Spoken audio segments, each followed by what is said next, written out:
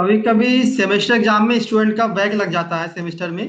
तो आज हम लोग दीनदयाल उपाध्याय यूनिवर्सिटी के BSc six semester special back zoology, इसका पेपर टाइटल है evolutionary and developmental biology and paper code is zoo 304। इनके आंसर को डिस्कस करेंगे। First question is what is the functions of foetal membrane. इनमें से फीटल मेम्ब्रेन का function क्या है? Provide nourishment, yes. Exchange of gases, yes. Disposal of waste, yes. यहाँ पर all the options are correct, तो ऑप्शन डी हो जाएगा right option. Next question number 2, regression of primitive streak later on for which part. Primitive streak जो बनती है embryo में, regret होकर उससे कौन सा पार्ट बनता है? नोटोकॉर्ड। प्रिमिटिव स्ट्रीक आगे जाकर रिग्रेस होकर नोटोकॉर्ड का फॉर्मेशन करती है, so option A is the correct answer. Next question number 3, complete metamorphosis belong to following stages. तो कंप्लीट मेटामॉर्फोसिस में कौन सी स्टेजेस होंगी? एग से लार्वा बनेगा, लार्वा से प्यूपा बनेगा एंड प्यूपा से एडल्ट बनता है। तो इस तरह के स्टेजेस जहां पर होते हैं उसको बोलते हैं कंप्लीट मेटामॉर्फोसिस। तो option A is the correct answer. कहीं कहीं लार्वल अब्सेंट अब्सेंट होती है, निम्फ बनता है, और सीधे एडल्ट एक से निम्फ बनता है, निम्फ से एडल्ट, तो वो जो है इनकम्प्लीट मेटामॉर्फोसिस होती है। यहाँ पर राइट ऑप्शन होगा option A.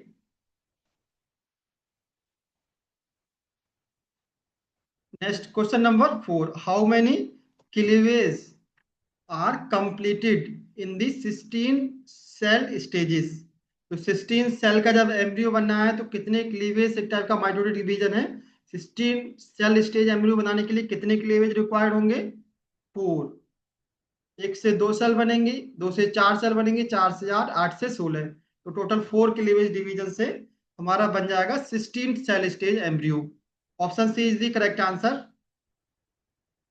Next question number 5, development of kidney in man occurs in which of the following steps? Pronephros, mesonephros, metanephros, yes. तो ऑल ऑफ द अबव। जो मैमल मैन की जो kidney होती है पहले प्रोनेफ्रस होती है एम्ब्रियो में, उसके बाद मेजोनेफ्रस में ट्रांसफर हो जाती है, और एडल्ट में वो बदल जाती है मेटानेफ्रिक किडनी में। तो यहाँ पर ऑप्शन डी होगा correct answer, all of the above. Next question number 6, hormone assist in metamorphosis of insect. Thyroxine, no. Thyroxine amphibia के मेटामॉर्फोसिस में रिक्वायर्ड होता है। Ecdysone, yes. Ecdysone hormone is required होता है for the insect metamorphosis. Option B is the correct answer. Next question number 7, during metamorphosis which of the following character reduces or disappear? तो it is the notochord. Notochord जो है वो reduce हो जाती है और बाद में वो कन्वर्ट हो जाती है वर्टिब्रल कॉलम में। तो option A is the correct answer.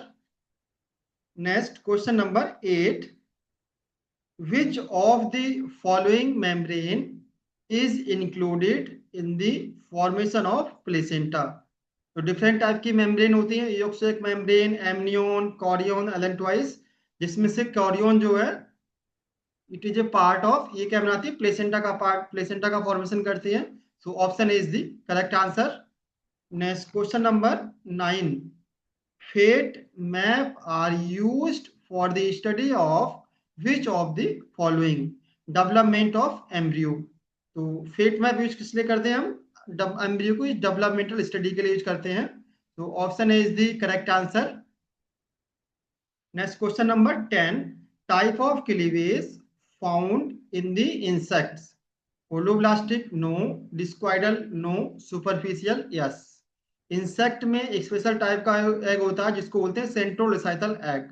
इसके सेंटर में योग प्रेजेंट होता है। इसे क्लीवेज डिवीजन जो पेरिफेरल रीजन में होता है, इसको बोलते हैं superficial cleavage.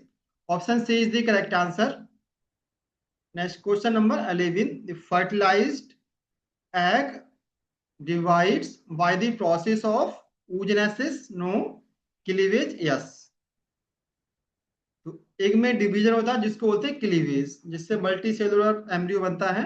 Option B is the correct answer. Next question number 12, how many blastomere found in the morula. तो मारुला में सबसे पहले जाइगोट से 2 सेल बनेंगे, 2 से 4, 4 से 8, 8 से 16। तो जब भी बनेगी इवन नंबर में सेल होंगी। सो यहाँ से देख के आपको लग रहा होगा, तो मारुला में 16 से 32 सेल तक हो सकती है वैसे। तो यहाँ पर हमारा ऑप्शन डी हो जाएगा correct answer. Next question number 13, which of the following female reproductive organ is called the site of fertilisation. तो इसमें क्वेश्चन में पूछा गया कि साइट फर्टिलाइजेशन कहाँ पर होता है, किस ऑर्गन में होता है। ओवरी नहीं, uterus no, vagina no, oviduct. Fertilisation take place in the oviduct, जिसका दूसरा नाम है fallopian tube. So option D is the correct answer. Next question number 14, which of the following hormone is involved in the process of oogenesis। तो oogenesis में कौन सा hormone required होता है, oestrogen yes, testosterone no, follicle stimulating hormones yes. तो oestrogen और follicle stimulating hormones FSH दोनों hormones required होते हैं फॉर द oogenesis। तो यहाँ पर ऑप्शन हो जाएगा right option D, both option A and C. Option D is the correct answer. Next question number 15, which of the following organ is developed first during embryonic development। जब embryo का development होता है तो इनमें से कौन सा ऑर्गन पहले बनता है, skin no, brain no, heart yes. सबसे पहले हमारा हार्ट बनता है जब एम्ब्रियो में। Option C is the correct answer. Next question number 16, in the theory of modern evolution what is the unit of evolution. तो यूनिट ऑफ एवोल्यूशन क्या है, एवोल्यूशन जब भी होता है तो पॉपुलेशन लेवल पे होगा। सो यूनिट ऑफ एवोल्यूशन क्या होगा हमारा, population. Option B is the correct answer. Next question number 17, थोड़ा फेंट दिख रहा है यहाँ पर, the reproductive isolation factor occurring when a sperm and egg are incompatible is temporal isolation no, ecological isolation no, gametic isolation yes। तो reproductive isolation किसकी वजह से होगा, गैमेटिक आइसोलेशन की हेल्प से होगा। Option C is the correct answer. Next question number 18, this is not a reproductive isolation mechanism. इनमें से कौन सा रिप्रोडक्टिव आइसोलेशन मैकेनिज्म नहीं है, ecological isolation no, individual isolation yes. This is not the mechanism of reproductive isolation. Option B is the correct answer. Next question number 19, which of the following included in the concept of genetic bottlenecks। Genetic bottleneck हम लोग genetic drift में पढ़े थे। Genetic drift दो type का हो सकता है, फाउंडर इफेक्ट और बोटलनेक इफेक्ट। तो इसके according the loss of genetic diversity is descendant in the descendant population yes. Option A is the correct answer. Genetic drift bottleneck effect जो है जेनेटिक ड्रिफ्ट का एक टाइप है जिसमें लॉस ऑफ जेनेटिक डाइवर्सिटी होती है, जो वेरिएशंस होती है उनका लॉस होता है। तो option is the correct answer. Next question number 20, germ plasm theory against Lamarck principle was put forward by. तो जर्म प्लास्ट थ्योरी किसने दी थी, बीजवान साइंटिस्ट ने दी थी, जिन्होंने चूहे को रखा था और कई जनरेशन तो उनकी टेल को कट किया था, फिर भी चूहे में जो है टेल आ जा रही थी। So option C is the correct answer. Next question number 21, example of homologous organ, wing of bird and limbs of horse no, wing of insect and wing of bird no, fore limb of man and flipper of whale. दोनों का यहाँ पर हमारे जो हाथ है, hand है, और जो फ्लिपर्स होते हैं व्हेल के, दोनों का ओरिजिन सेम है। तो यहाँ पर ऑप्शन सी हो जाएगा correct answer. Next question number 22, cause of genetic drift is gene mutation no, gene flow yes. Option B is the correct answer. Next question number 23, the book origin of species was written by Charles Darwin ने लिखी थी। origin of species. Option A is the correct answer. Next, question number 24. Among which one of the following is not a evidence of evolution? Fossils एक evidence है evolution का, analogous organ yes, vestigial organ yes, ये तीनों evidence है of evolution के. Artificial selection no, artificial selection is not a evidence of evolution.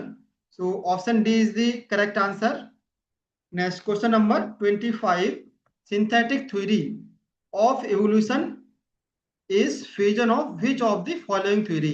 तो synthetic theory में दो थ्योरी को मिलाकर एक थ्योरी दी गई थी जिसका नाम था सिंथेटिक थ्योरी.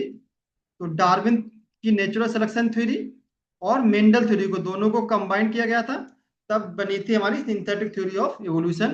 तो option A is the correct answer. Next question number 26. First changes occurs during transformation of larva of silkworm and frog into adult. तो सिल्क लार्वा एडल्ट में चेंज होता है, इसको क्या बोलते हैं? Metamorphosis. Conversion of larva into adult is known as metamorphosis. So option B is the correct answer. Next question number 27. This is an example of industrial melanism. तो industrial melanism किसका example है? Natural selection. Option D is the correct answer. Next question number 28. Which of the following is an example of analogous organ? तो analogous organ जिनके function same होते हैं but origin is different. तो honey bee and house fly के mouth part, इनका origin different है लेकिन function दोनों का सेम है, फ्लाई करना. सो option D is the correct answer. Next question number 29. Which one of the following is not included in the Darwin theory? Darwin theory में इसमें से कौन सा इंक्लूड नहीं किया गया है? नेचुरल सिलेक्शन, इसको इंक्लूड किया गया है. डेवलपमेंट थ्रू इनहेरिटेंस, इस पॉइंट को इसमें इंक्लूड नहीं किया गया है, डार्विन ने नहीं दिया था ये पॉइंट. बाकी नीचे वाले सर्वाइवल ऑफ द फाइटेस्ट डार्विन ने बताया था, स्ट्रगल ऑफ एग्जिस्टेंस डार्विन ने बताया था. तो यहाँ पर डेवलपमेंट थ्रू इनहेरिटेंस ये डार्विन ने नहीं बताया था. Option B is the correct answer. Next question number 30. In synthetic theory of evolution why reproductive isolation is important? It prevent gene flu.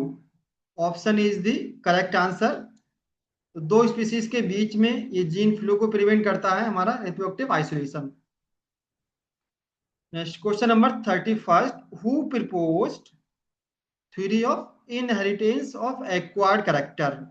Theory of inheritance of acquired character किसने दिया था? Lamarck ने जन्म दिया था. Option A is the correct answer. Next question number 32. Modern theory of organic evolution is based on the mutation yes, population yes, isolation yes. So all the above. All option are correct. Option D हो जाएगा हमारा right option. Next question number 33. A lethal gene has a selection coefficient. तो lethal gene की selection coefficient value कितनी होगी? 1 होगी. Option C is the correct answer. Next question number 34. Which is not a true fossils. थोड़ा faint है यहाँ पर. तो इनमें से कौन सा ट्रू फॉसिल्स नहीं है? Limulus. Yes, Limulus true fossils नहीं है, ये लिविंग फॉसिल्स में आता है. Option A is the correct answer. नीचे तीन ऑप्शन दिए हैं, आर्क्योप्टेरिक्स, प्लेकोडर्म एंड थेरापिस्टिस. ये तीनों ट्रू फॉसिल्स हैं लेकिन लिमुलस वो ट्रू फॉसिल्स नहीं है but it is a living fossils. तो यहाँ पर ऑप्शन ए हो जाएगा correct answer. Next question number 35. Embryology is sporogenesis, fertilization and embryogenesis. So option D is the correct answer. Next question number 36. The fertilized egg divided by the process of regeneration. No. oogenesis no. cleavage yes. fertilized egg divide होता है, इस process को बोलते हैं cleavage division. Option C is the correct answer. Next question number 37, tadpole of frog is uricotelic no, ammonotelic yes. Tadpole हमारा water में रहता है और जितने भी एक्वाटिक एनिमल्स होते हैं वो अमोनिया एक्सीड करते हैं। So option B is the correct answer. जितने भी टेरेस्ट्रियल एनिमल्स हैं वो यूरिया एक्सीड करते हैं, जैसे कि हम लोग हैं, हम लोग क्या यूरियोटैलिक हैं। Next question number 38, mutation theory explaining organic evolution बात प्रपोज्ड बाय। तो म्यूटेशन थ्योरी किसने प्रपोज की थी? ह्यूगो डेविस ने, साइंटिस्ट ने दी थी। Option A is the correct answer. Next question number 39, the concept of coacervate as the protocells was given by A.L. Oparin. Option C is the correct answer. Next question number 40, all allele originate from mutations. जितने भी आज allele जो दिख रहे हैं वो किससे आए हैं? Due to mutation. Option A is the correct answer. Next question number 41, yolk nucleus is concerned with the yolk synthesis? No. Lipid synthesis? No. Protein synthesis? No. None of the above? Yes. एक nucleus का function इसमें से कोई सा नहीं है। आपको लग रहा होगा एक सिंथेसिस, तो एक सिंथेसिस जो है वो न्यूक्लियस में नहीं होता बल्कि लीवर में होता है, मदर के लीवर में होता है और वहां से जाकर एग के अंदर इकट्ठा होता रहता है। तो यहाँ पर एक न्यूक्लियस का इनमें से कोई सा फंक्शन नहीं है। Option D is the correct answer, none of the above. Next question number 42, primitive streak is not found in the. तो प्रिमिटिव स्ट्रीक किस में नहीं प्रेजेंट होता है? फिशिस में प्रिमिटिव स्ट्रीक प्रेजेंट नहीं होता है। Option A is the correct answer. बाकी एविस हो गए, मैमल्स हो गए, रेप्टिलिया हो गए, इनमें प्रिमिटिव स्ट्रीक पाया जाता है, लेकिन फिश के एम्ब्रियो में प्रिमिटिव स्ट्रीक नहीं पाया जाता है। So option A is the correct answer. Next question number 43, what is the basis of life? Protein? No. Nucleic acid? Yes. तो हमारा बेसिस ऑफ लाइफ क्या है? न्यूक्लिक एसिड, इसलिए हम इसको जेनेटिक मटेरियल भी बोलते हैं इसको। Option B is the correct answer. Next question number 44, who was the neo Lamarckian? तो नियो लेमार्किज्म पूछा है, कौन से साइंटिस्ट को कहा गया है? अगस्त बीजमैन को? नो। मॉर्गन? नो। ह्यूगो डेविस? नो। ई डार्विन? नो। तो यहाँ पर क्वेश्चन, यहाँ पर कोई भी आंसर करेक्ट नहीं है। जो न्यू लेमार्किज्म बोला जाता था वो उसमें दो साइंटिस्ट थे, पॉल कैमरर एंड सैमुअल बटलर, जिनको न्यू लेमार्किज्म का नाम दिया गया था।